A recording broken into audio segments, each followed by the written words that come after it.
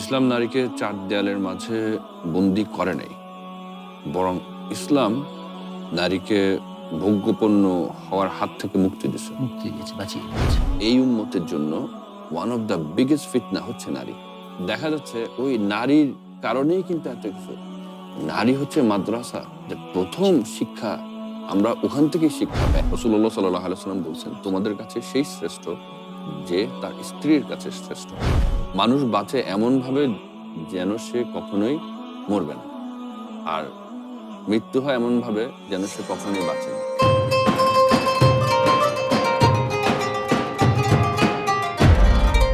আসসালামু আলাইকুম ওয়া রাহমাতুল্লাহি ওয়া বারাকাতুহু। আলহামদুলিল্লাহি ওয়াহদা ওয়াসসালাতু ওয়াসসালামু আলা আবদিহিল মুস্তাবা আল মুস্তাফা ওয়া আলা আলিহি ওয়া সাহবিহি রশাদা। প্রিয় দর্শক, আরডি প্রেজেন্টস দি ইসলামিক পডকাস্ট সিজন 2 থেকে স্বাগত জানাচ্ছি মাসুম বিল্লাহ বিন রেজা। আজ আমার সাথে গেস্ট হিসেবে রয়েছেন ইসলাম চিন্তক ও গবেষক আহমেদ আরিফিন। আসসালামু আলাইকুম ওয়া রাহমাতুল্লাহি ওয়া বারাকাতুহু। ওয়া আলাইকুম আসসালাম ওয়া রাহমাতুল্লাহি ওয়া বারাকাতুহু। ভাই কেমন আছেন? সব আলহামদুলিল্লাহ, আপনি কেমন আছেন? আলহামদুলিল্লাহ, আমি ভালো আছি। শুরুতে আপনার কাছে যে বিষয়টা জানতে চাইবো, আমরা অনেককে দেখি, অনেক সমালোচককে দেখি, তারা বলে ইসলাম নারীকে অবরুদ্ধ করেছে। আপনি একজন ইসলামের দায়ী, ইসলাম প্রচারক। আপনি কিভাবে ব্যাখ্যা করবেন এই বাংলাদেশের প্রেক্ষাপটে নারীর মর্যাদা, তার ভূমিকা? প্রতিদিনের পুষ্টির চাহিদা পূরণে পরিপূর্ণ আস্থায় আরডি ইউএইচটি মিল্ক, ভালোবাসার বিশুদ্ধতায়। ইন্নাল হামদুলিল্লাহি ওয়াহদা ওয়াসসালাতু ওয়াসসালামু আলা মান লা নাবিয়্যা বা'দা।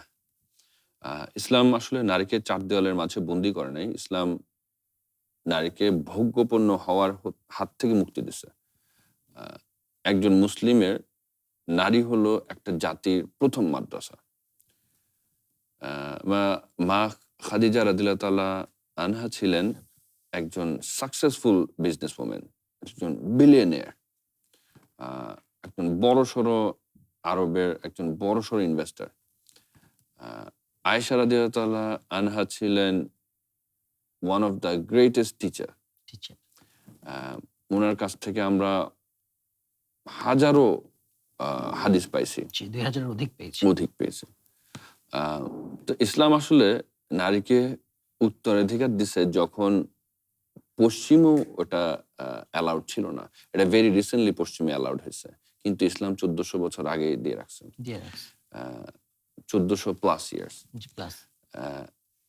এখন আমরা যদি আরো দেখি, আজকে প্রগতির নামে নারীকে প্রদর্শনীতে নামানো হচ্ছে এবং বলা হচ্ছে যে এটা নারী স্বাধীনতা।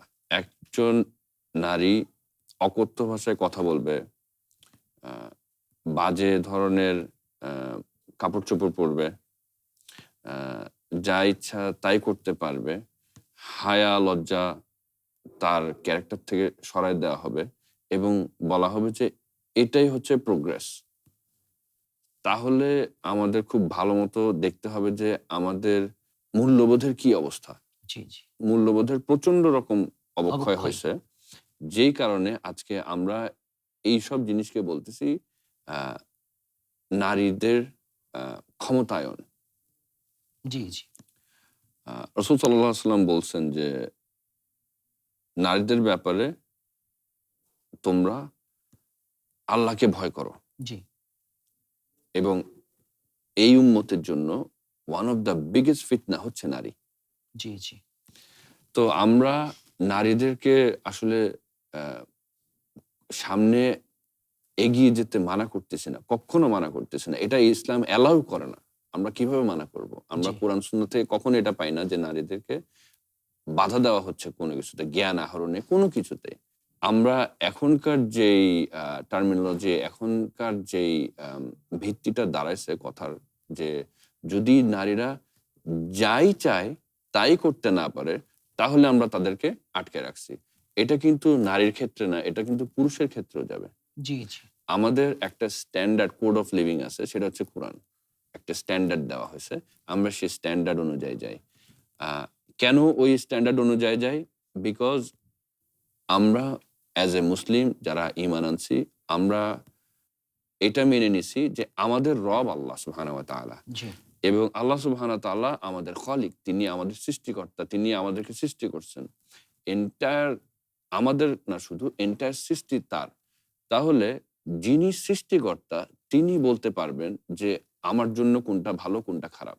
জি, আমাকে রুলস দেওয়ার অধিকার ক্ষমতা একমাত্র তারই একমাত্র আছে। তার।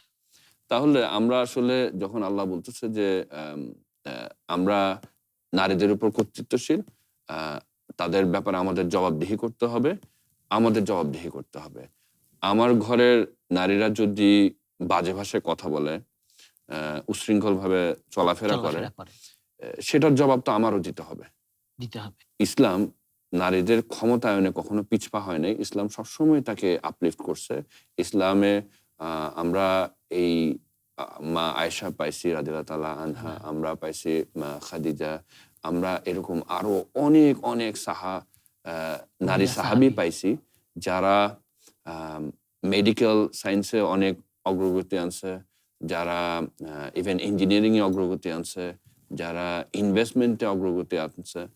আম এবং আমরা না বললেই নয়, মা হাজেরার কথা বলতে হবে। রাদিয়াল্লাহু তাআলা আনহা, উনার সময় আমরা কি পাইছি? মা হাজেরা, উনার কারণেই আমরা একজন পাইলাম সন্তান। One of the greatest son in the history. আমরা ইসমাইল আলাইহিস ইসমাঈল সালামকে আলাইহিস পাইলাম। সালাম। সেখান থেকে আল্লাহ এটা কমেমোরেট করার জন্য আল্লাহ আমাদের জমজম দিল। এটার জন্য আল্লাহ আমাদেরকে আ আম কুরবানি দিল। হ্যাঁ? আমরা এটা কিয়ামত পর্যন্ত এটা চলবে। সাফা ভরা দরাদরি করা হজের মধ্যে থেকে গেল। জি, দেখা যাচ্ছে ওই নারীর কারণেই কিন্তু এত কিছু। নারী হচ্ছে মাদ্রাসা, যে ১ম শিক্ষা, আমরা ওখান থেকেই শিক্ষা পাই। একটা শিক্ষিত মা, সে যদি ডাক্তার হয়, ইঞ্জিনিয়ার হয়, হোয়াটএভার, তখন সে তার সন্তানকে ওই জ্ঞানটা ট্রান্সফার করতে পারবে। জি, কারণ আমাদের কাছে, মুসলমানদের কাছে সবচেয়ে one of the biggest investment হচ্ছে আমাদের সন্তান। রাসূলুল্লাহ সাল্লাল্লাহু আলাইহি ওয়াসাল্লাম বলছেন, তোমাদের কাছে সেই শ্রেষ্ঠ যে তার স্ত্রীর কাছে শ্রেষ্ঠ। নারী পুরুষের মাঝে আসলে প্রতিযোগিতা নয়। প্রত্যেকের আলাদা, আলাদা আ কাজ আছে। একে অপরের সাথে আমরা পরিপূরক হতে হবে পরিপূরক। এবং শিক্ষিত ও সচেতন মা ছাড়া আসলে একটা সফল জাতি গঠন করা কখনোই সম্ভব নয়। আরডি নিয়ে এলো আসল ফ্রুট পাল্প দিয়ে তৈরি আরডি ফ্রুট ড্রিঙ্কস, লিচু আর অরেঞ্জের দুটি অসাধারণ ফ্লেভার। হাসান দা সুন্দর বলেছেন। এবারে যে বিষয়টা জানতে চাইবো সেটা হচ্ছে, এই যে আমরা আমাদের সমাজ, আমাদের মুসলিম উম্মাহ নানা মতে বিভক্ত, নানা দলে বিভক্ত। তো আমরা সাধারণ মানুষেরা কিভাবে এই নানা মত, নানা দলে বিভক্তের মধ্যে ঐক্য খুঁজে পাবো? ভাই, আমরা যখন হাত বুকে বাঁধবো নাকি আ নাভির নিচে বাঁধবো, এইটা নিয়ে চিন্তিত, এটা নিয়ে আমরা ঝগড়া করি। ওই সময় ইসলামের শত্রুরা আমাদের সেই হাত কেটে ফেলার প্ল্যান করতেছে। তো ইসলামের শত্রুরা আসলে এক হয়ে আমাদেরকে মারছে। আর আমরা আলাদা হয়ে একে অপরকে ফতোয়া দিয়ে যাচ্ছি কে কাফের। জি, জি। আমাদের কালিমা এক, আমাদের কিবলা এক, কিন্তু আমাদের অন্তর এক না। আমরা ছোটখাটো মাসালা নিয়ে বিভক্ত মারামারি হচ্ছি। করি। এর মাধ্যমে আমরা উম্মতের বড় ক্ষতি করতেছি। আপনার পাশের ভাইটা হাত কোথায় বাঁধলো? এটার এ তার চেয়ে বড় প্রশ্ন হচ্ছে যে, সলার কাতারে আপনার পাশে সে দাঁড়াইছে কিনা? সে কি আসলে নামাজে আসে? সে কি মসজিদে আপনার পাশে দাঁড়ায়? সে কি মসজিদমুখী? মসজিদমুখী। আমাদের শত্রুরা আমাদের দাড়ি টুপি দেখে চেনে না। তারা আমাদেরকে চিনে এটা দেখে যে আমরা মুসলিম। তারা বুঝে আমরা মুসলিম। মুসলিম। দাড়ি টুপি জুসরাও রাখে। জি, জি। সো আমাদের আকীদা আমাদের পার্থক্যকারী।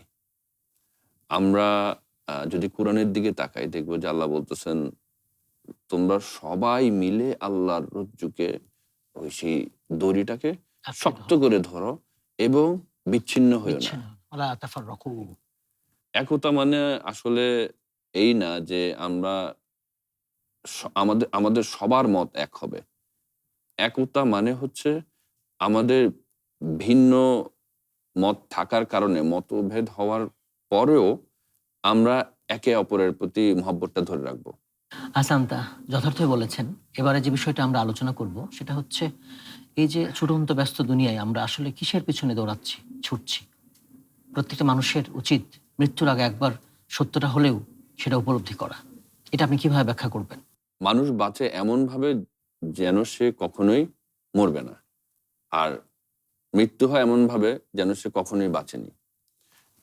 আল্লাহ সুবহানাহু ওয়া তাআলা বলছে যে আফাহাসিবতুম আন্নামা খলাকনাকুম আবাথা, তোমাকে কি কোনো কারণ ছাড়া খেল তামাশার জন্যই তৈরি করা হয়েছে? তৈরি তোমার করা একটা হয়েছে। পারপাস নেই?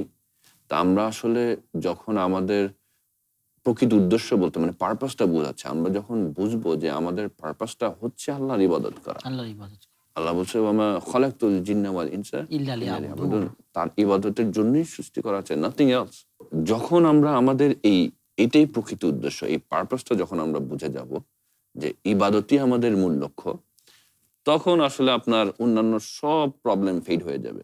আমরা ধরেন একটা বাড়ি বানাতে 10 বছর পরিকল্পনা করি, অথচ কবরে যে অনন্তকাল থাকবো থাকবো, এটা নিয়ে কিন্তু আমরা 10 মিনিটও চিন্তা করি না, প্রস্তুতি নেই। নেই না। এই দুনিয়া একটা পরীক্ষার হল, এটা আমরা সবসময় শুনি, কিন্তু তাদাব্বুর করি না। পরীক্ষার হলকে কেউ বাড়ি বানায় না। আমরা যখন কোনো একটা জায়গায় ট্রাভেল করতে যাই, আমরা একটা হোটেলের মধ্যে থাকি, আমরা সেই হোটেলকে হোটেলের রুমের জন্য বিভিন্ন জিনিস কেনাকাটা করি না, আমরা তো চলে যাব। আমরা এখানে আমাদের বোঝা বাড়াই না কোথাও ট্রাভেলে গেলে। আমাদের বুঝতে হবে এই দুনিয়াটাও একই রকম। এটা একটা পরীক্ষার হল, পরীক্ষার হলে আমি আসলাম, আমি এখানে আমার বোঝা বাড়াবো না, আমি পরীক্ষা দিব, দেন আমি আসল গন্তব্যের দিকে যাব, যেটা অনন্তকাল, যার কোনো শেষ নেই। শেষ নেই। আল্লাহ সুবহানাহু ওয়া তাআলা বলছেন যে প্রত্যেক প্রাণীকে মৃত্যুর স্বাদ গ্রহণ করতে হবে। তো আমরা যদি একবার মৃত্যুর কথাটা চিন্তা করি, তাহলে আমাদের জন্য আমাদের পারপাসটা বোঝা ইজি হয়ে যাবে। শুরু এবং শেষ যখন আমার প্ল্যানটা করে ফেললাম যে আমি কি করতে যাচ্ছি, কি করব, আজকে যেমন আপনার এই অনুষ্ঠানে আসা হলো, তা আমার একটা প্রিপারেশন ছিল যে ঠিক আছে আমি বাসার থেকে রওনা দিব, এই সময়ের মধ্যে এখানে আসব, আপনার সাথে এই আলোচনাটা করব, দিনই কিছু আলোচনা করব। আল্লাহ আমাদের আলোচনাটা কবুল করে নিক, এর মাধ্যমে আমিন। যেন মানুষ আরো কিছু জানতে পারে, মানুষের আই ওপেনিং যেন হয় আমাদের এই সামান্য আলোচনার থেকে। আল্লাহ যেন আমাদের আলোচনার মাধ্যমে আরো বারাকা দান করুক। তো আমিন। এইটা ছিল আমার প্ল্যান, এবং ইন বিটুইন আমরা কি কথা বলবো তা এখন হচ্ছে। এই হচ্ছে জীবন। আমি যদি উদাহরণ হিসেবে দেখাই, জি, জি। তাহলে দেখা যাচ্ছে যে আমরা যখন আমাদের এন্ড গোল সম্পর্কে আরো অ্যালার্ট হব, তখন আমার পারপাসটা ক্লিয়ার হয়ে যাবে। তো এই রমজানে ইনশাল্লাহ আমরা চেষ্টা করব যেন আমরা আমাদের পারপাসটা সম্পর্কে আরো অবগত হই, আরো বোঝার চেষ্টা করি এবং তাকওয়া অর্জন করতে পারি, যার মাধ্যমে আমরা আল্লাহর আরো নৈকট্য পাবো, এবং এটাই আমাদের প্রকৃত উদ্দেশ্য। প্রতিদিনের পুষ্টির চাহিদা পূরণে পরিপূর্ণ আস্থায় আরডি ইউএইচটি মিল্ক, ভালোবাসার বিশুদ্ধতায়। জি, এটা হোক প্রকৃত উদ্দেশ্য। আমিন। হাসান, এবারে যে বিষয়টা জানতে চাইবো, আগামী 10 বছর পর আপনি আমাদের এই দেশকে, মাতৃভূমি বাংলাদেশে কেমন দেখতে চান? স্বপ্নে সোনার বাংলাদেশ গড়তে হলে আমাদের এই যে মূল ভিত্তিটা কি হওয়া উচিত? এমন এক বাংলাদেশের স্বপ্ন দেখি যেখানে একজন সিইও এবং একজন রিক্সা চালক, তারা একই কাতারে কাঁধে কাঁধ মিলিয়ে সলা আদায় করবে, যেখানে সততা কোনো পলিসি না, এটা একটা আহ, জীবন বিধান। আল্লাহ কোরআনে যা বলছে সেই অনুযায়ী আমরা চলবো, আমরা মসজিদমুখী হব। অনেকেই কলেমা পড়ছি, আমরা বলি লা ইলাহা ইল্লাল্লাহ মুহাম্মাদুর রাসূলুল্লাহ, আল্লাহ আমাদের রব, সত্যিকারের রব, সত্যিকারের রব, এবং রাসূল সাল্লাল্লাহু আলাইহি সাল্লাম আমাদের রাসূল। বান্দা, আমরা আল্লাহর বান্দা এবং রাসূল। আমরা বলি, কিন্তু এর পরবর্তী ধাপ যেটা, এটা তো মৌখিক, কালেমা তো মৌখিক। আমাদের ফিজিক্যাল যেটা করতে হচ্ছে, প্রথম স্টেপ সলা। আমরা সলা। সলার মধ্যেই যাই না। আমরা অনেকেই এরকম নামে মুসলমান, কিন্তু আমরা সলা প্র্যাকটিস করি না। করি না। ঘরে ঘরে সেই প্র্যাকটিসটা নেই। স্বপ্ন এটাই যে মানুষ সলা সম্পর্কে আরো অবগত হবে, এটার গুরুত্ব বুঝবে, এটা কত ইম্পর্টেন্ট। এর একটা মুসলিম এবং অমুসলিমের মধ্যে পার্থক্যকারী হচ্ছে সলা। জি, এই জি। জিনিসটা যেন বুঝতে পারে। আমাদের দেশে সম্পদ আছে, আমাদের দেশে অনেক প্রতিভা আছে, অভাব আছে শুধু আল্লাহর ভয়ের, তাকওয়ার অভাব আমাদের। জি, জি। রমজান আমাদের তাকওয়া শেখাচ্ছে। জি, মানুষের মনে তাকওয়া থাকে, তবে আপনার সরকারি ফাইল এর জন্য আর ঘুষ দিতে হবে না। আপনার পণ্যে ভেজাল দিবে না, আপনার ওজনে কেউ কম দিবে কম না, দিবে না। আপনার রাস্তায় কোনো বোন লাঞ্ছিত হবে না। 2026 থেকে আমরা যদি এইটাই চেষ্টা করি যে আমাদের বাংলাদেশ হবে ইনসাফের বাংলাদেশ, আমাদের বাংলাদেশ চলবে কুরআনে যেভাবে বলা আছে যে যদি জনপদের মানুষগুলো ঈমান আনতো এবং তাকওয়া অবলম্বন করত, তবে আমি আসমান ও জমিনের বরকতের দুয়ারগুলো তাদের খুলে জন্য দিতাম। খুলে দিতাম। তো আমাদের আসলে নিজেদেরকে গড়তে হবে, নিজের পরিবার গড়তে হবে, তাহলেই দেশ গড়বে। ঘরের কর্তা যখন ঠিক হয়ে যাবে, এন্টায়ার ঘর আপনার ঠিক হয়ে যাবে। আমি যখন ঠিক হয়ে যাই, আমার পরিবার ঠিক হয়ে গেছে, আমার সন্তানরা প্র্যাকটিস করতে আসতেছে। এভাবে নিজের আসলে আমরা অন্যকে চেঞ্জ করতে পারবো না আনটিল আনলেস আমরা নিজেরা চেঞ্জ হই। নিজের আমরা অন্যের সমস্যাটা খুব ভালো মতো দেখি, অন্যের ভুলটা খুব ইজিলি দেখি। আমাদের উচিত নিজেরটা ঠিক করা, অন্যের একটা ভুল দেখলে নিজেকে একটু চেক করা যে আমি কি আসলে আমার কি ওই জিনিসটা ঠিক আছে, আমি কি ওই একই ভুল আমি করতেছি। তো আল্লাহ আমাদের কবুল করুক, ইনশাল্লাহ একদিন আমাদের বাংলাদেশ পুরো বিশ্বের জন্য নৈতিকতার একটা রোল মডেল হবে ইনশাআল্লাহ। আল্লাহ তাআলা ইনশাআল্লাহ। কবুল করুন, আমিন। আপনাকে অনেক ধন্যবাদ, আমাদের মূল্যবান সময় দিয়েছেন। জাযাকুমুল্লাহ খাইর। জাযাক। দর্শক, আপনারা এতক্ষণ দেখছিলেন আরডি প্রেজেন্স দি ইসলামিক পডকাস্ট সিজন 2। ইসলাম নারীকে অবরুদ্ধ করে না, ইসলাম নারীকে সম্মান দিয়েছে, মর্যাদা দিয়েছে, অধিকার দিয়েছে, উত্তরাধিকার দিয়েছে। আসুন আমরা নারীকে সম্মান করি। আল্লাহ তাআলা আমাদের তৌফিক দান করুন, তাকওয়া অবলম্বন করি। আমিন। আসসালামু আলাইকুম ওয়া রাহমাতুল্লাহি ওয়া বারাকাতুহু।